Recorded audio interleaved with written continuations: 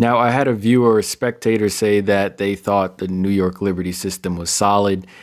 It takes a nuanced eye to understand that we don't really have a solid system. Now, I've seen on Reddit that some people have picked up on the fact that Coach Sandy doesn't have the best system, or it doesn't really have the best coaching in terms of X and O's. And that's basically what this video is about, along with some of the nuances I see some of the players lack. Now, I picked up some of this from Unrivaled as well. And I noticed something, especially in Unrivaled's 1v1 tournament. I noticed that the players I don't think players are running ones, threes, fives, scrimmaging enough in practice. Because if they were, stuff like this wouldn't happen. So here you see Nafisa Collier catch a ball. This is the first possession for the Lynx. Okay, we're 30 seconds into, what is this, game 3?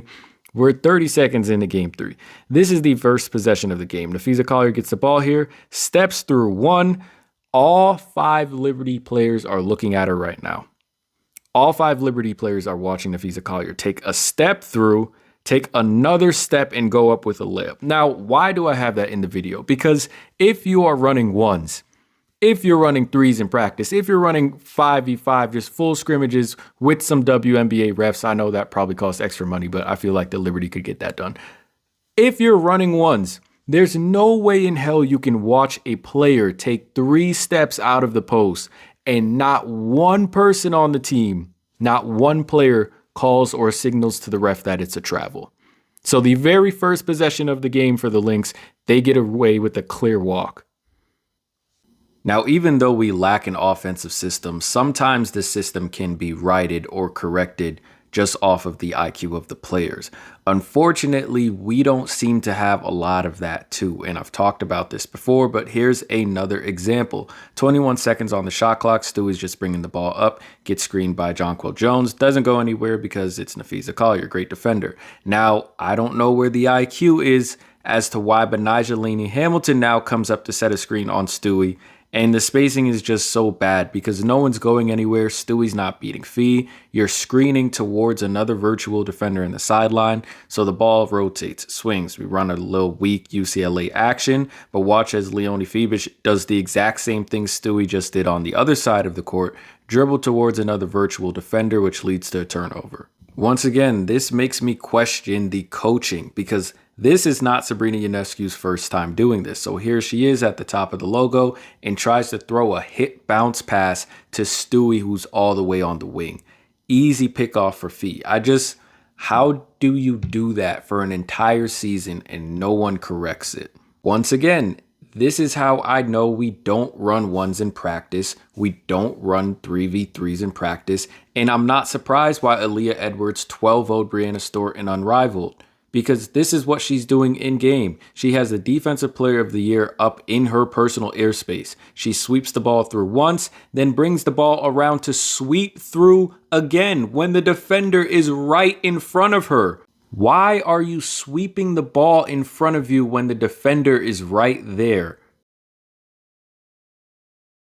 Now, understand, I'm trying to give you guys my perspective also as a point guard and how I would see things on the floor regardless of the coach's plays. You feel me? So if you look in the corner right here, you see Niara Sabally. Now, Niara Sabally is one of the best screeners, one of the best pick and roll players on the team. So if anything, if I want to screen from anybody, if I'm running any action, I want Niara Sabally to be involved in it because I know she's going to hit somebody. You feel me? So here's Niara Sabally on the weak side of the floor. Why is that a problem? One, she does not have the green light to shoot the 3 or the mid-range. So Nafisa Collier feels no pressure and is now allowed to float in the paint because we haven't activated Niara Sabally as a shooter yet.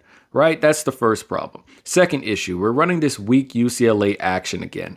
Even if Jonquel Jones were to break open on the block, because we have not given Niara Sabally the green light to shoot the ball, Nafisa Collier is going to be able to double team down low, and even if Alana Smith steps up here, she's able to pick up Jonquel Jones. So the spacing is all messed up because we don't even understand who we have on the floor, from coaches to players. But let me not put this on the coaches. If Courtney Vandersloot understands who she has on the floor, she wouldn't be trying to run the same UCLA action with Leonie Febish and Jonquel Jones. Rather, with Niara Sabally and Jonquel Jones, that way you're pulling one of the bigs out of the paint. And whoever has to guard JJ down low, whether it be Smith or Nafisa Collier, that's where your advantage is. So once again, lack of a coaching system, but also low IQ by the player.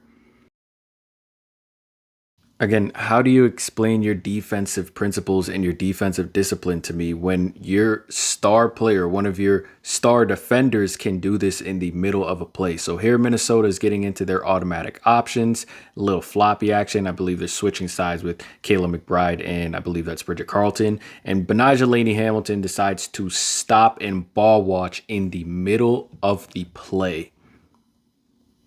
She is literally guarding one of the shooters and stops the ball watch. How do you explain your defensive discipline if this is what your defense can be doing in a possession?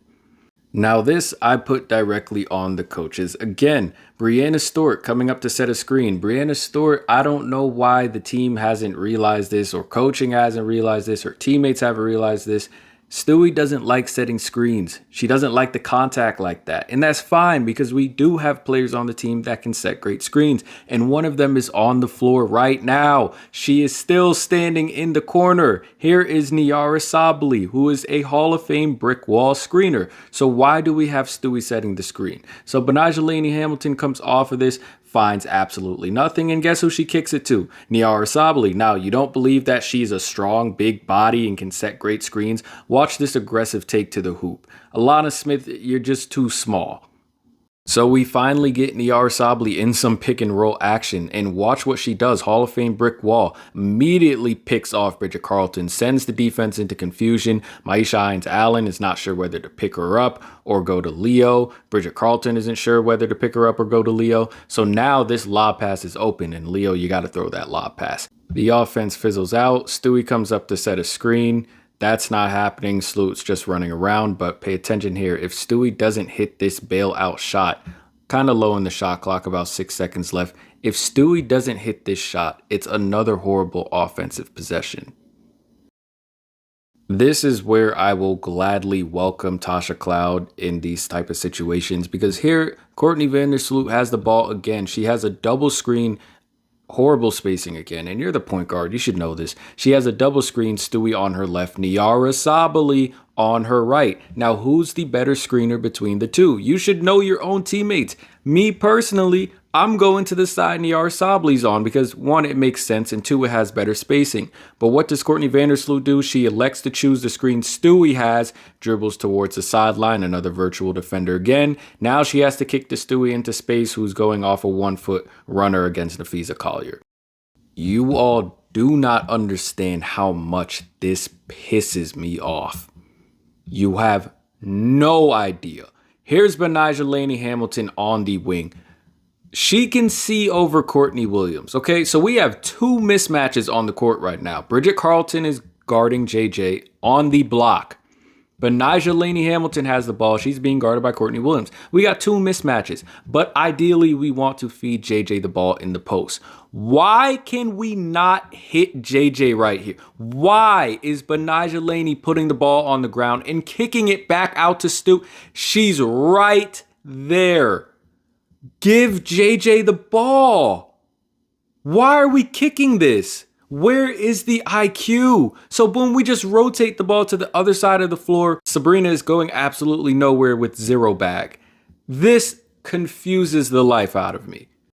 Now these next couple of clips, it shows how Stewie backpacked us in game 3. And I know everyone's going to be like, well, what's wrong? She's making her shots. You got to feed the hot hand. And that's exactly the problem, because what happens when Breanna Stewart isn't making these shots? So here she is fed in the post by Sabrina, who picks the ball up against the Defensive Player of the Year again. Luckily gets the ball to Breanna Stewart, who hits a nice little fader right here. Cash money. Again, here comes a series of Stewie bailouts. Keep in mind, each one of these ISOs are just another example of us not having a reliant offensive system to go to. So we'll rather isolate Stewie against Alana Smith 50 feet away from the hoop instead of just getting into an offense with 13 seconds left on the shot clock. But nonetheless, Stewie's on her backpack-ish, pulls up, tray right in Alana Smith's face. At this point, Stewie is on a hot streak. She is on a run. I am all for feed the hot hand, but I want you to take a look at the court again. Notice who is in the corner. That's Benijah Laney Hamilton, one of our best post guards, one of the best post guards in the WNBA. Who is she being guarded by? You guys didn't see this in clips before, but in this game, Courtney Williams was really gassed, and it was the fourth quarter. She was subbing in and out with Natisha Heidemann. So she can't bang in the post right now, even if she wanted to. It's most likely she's going to hack if she gets put on the block. JJ is already veering toward the weak side of the floor. Why are we not posting Benijah Laney Hamilton up against a smaller and tired Courtney Williams? So yes, Stewie does bail us out here, but again, where are our easy options? Now, I'm not going to lie to you guys. When this happened, I was yelling at my TV. I was screaming at my TV. I'm not going to lie. Because as a point guard, I always told my teammates I'd fight them if they never called out a blindside screen for me. I'm picking up 94 feet. The least you can do is call out a screen behind me to my right or to my left. Again, we want to complain about officiating at the end of a game that doesn't go our way. Yes, but Coach Sandy, you are right here. Call the screen for your player. Who says your players just have to call the screen? No one has communicated with Leonie Fevich that she's about to be blindside screened. And this also goes to the fact that I said we shouldn't have been picking up the Minnesota Lynx in the front court anyway.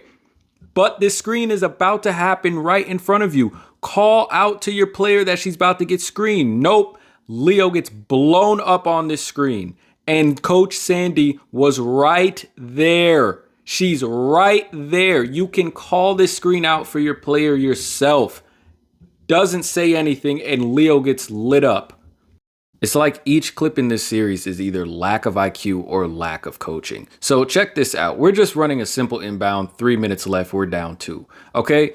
Benijah Laney Hamilton catches this inbound pass. Does Benijah Laney Hamilton even recognize that she's open? Benijah could be turning into a 3 right now, but we're like robots out here. We don't even understand when to blow up a play. We don't even understand when we're open. Don't tell me everyone has the Sabrina syndrome.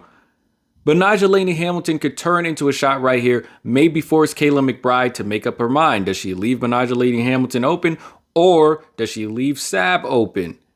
This is a simple 2v1 right here, just reading our options right off the inbound. That doesn't happen. Okay, Sabrina gets the ball, runs around. Okay, here comes another screen by Leo. That doesn't work. And we get another screen by Breanna Stewart. Where are we going if we're getting screened by Breanna Stewart? And Sabrina does her signature thing of picking up the ball, and defense stalls out because we're hitting our center in the corner. We go absolutely nowhere.